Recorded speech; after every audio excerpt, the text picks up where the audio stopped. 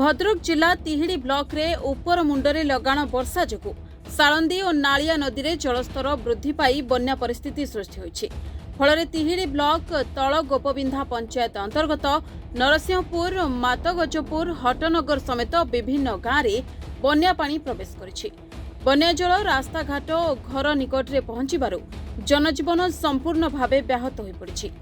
यातायात ठप होइतिबा बेले अनेक परिवार खाद्य पानीय जल और दैनंदिन आवश्यक सामग्री पाइबारे नाना समस्यार सम्मुखीन होउछन्ति। बन्या प्रभावित लोक माने हंतसंत अवस्था रही सरकारी सहायता को अपेक्षा करिछन्ति। ना सीताराणी पंडा घर कोठी घर मातोदीपुर पानी पशिला काली रातिर अल्प अल्प पशिला आ सकाळु एकदम पशिला जे गोरु गाई मणी छुआ पिला नै कि जाई पाइनी छुआ को किछ खाइते देई पारुनु। सकाळु सो कोन खाइ जदी आपण माने किछि खाइ जानते सकाळु बिस्कुट सुना मिलिले म जाकी आनी में दुकान कथि जाई पारुनी तो घरु हारी आपण करी मामे तो एई हैरान ल पड़ी छु आ पानी देखि कि तो छुआ को गुरु नै कि गुरु गाई नै कि या करी कि किमिति चली में काम करी में एदम हे कि आपस करछु आ कोउडी जिमु हम कैलाश चंद्र नायक घर घरे तलगोप नरसिंहपुर सारे एठी कपाली पानी हमर एठी 15 दिन हे गला पूरा बुड़े की रखिछि। तापरे एबे भी 2 दिन है प्रबल बन्या आ नालिया नदी तो एकदम प्रबल पानी आ गाँव पशिगले आम फसल तो आम चाषी चाष करके चलू किंतु वर्तमान चाष समस्त चाष पनीपरिया फसल ठार पुणी धान पर्यंत समस्त ये नष्ट हो गला आम चलू किमी ना कि नहीं तो आरंभ सब आन्यार बुड़ी गला नष्ट हो गला कि अमल होना सर आम आपत्ति करूँ सरकार जदि आप किसी गोटे बुझाणा करेंगे जो करेंगे आम गरीब लोक भासीजु आ परिस्थितिर गुरुत्व को दृष्टि रखी साळंदी इरिगेशन विभाग एसडीओ प्रदीप कुमार बेहेरा एवं तल गोपबिंधा पंचायत सरपंच संजीव बेहेरा प्रभावित अंचल में पहुंची स्थितिर समीक्षा करिसेंति। बन्या परिस्थिति को नहीं अंचलवासी मध्य चिंता बढ़िथिबा बेले शीघ्र रिलीफ और आवश्यक सहायता पहुंचाइबाकू साधारण लोके दाबी करिसेंति। संजीव बेहेरा सरपंच तल गोपबिंधा प्रबल वर्षा फल नालिया और साळंदी रे बन्या आर वर्ष वर्ष अधिका जना पड़ुची एवं सब घाई एवं गाँ प्राय 15-20 हामलेट गाँ बर्तमान जलमग्न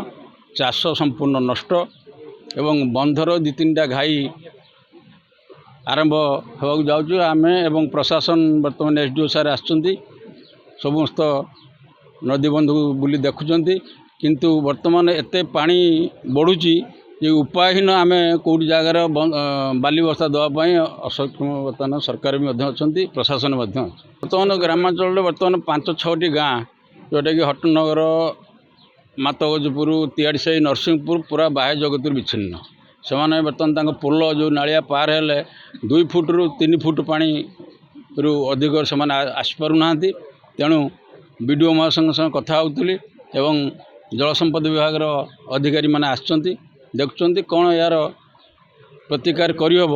आगामी दिन जना पड़ो तो लोक मान सचेतन करा स्कूल भैकेट करागला 2-3टा गाँ जोटा कि साधारण हटनगर मलेश्वरी एवं मातगजपुर आंशिक कौणिया कूर किसी आंशिक खटुआ सारे किसी आंशिक से स्कूल व्यवस्था थैतान करने हेडमास्टर सागर कथा हो भैकेट स्कूल सफा हो रही व्यवस्था ना बंध कौटी भांगी ना ओभरटप करुच्ची बर्तमान सब बंध भांगी ना कौटी सबुठी ओभरटप पानी यथेष्ट अधिक आसी जाऊँगी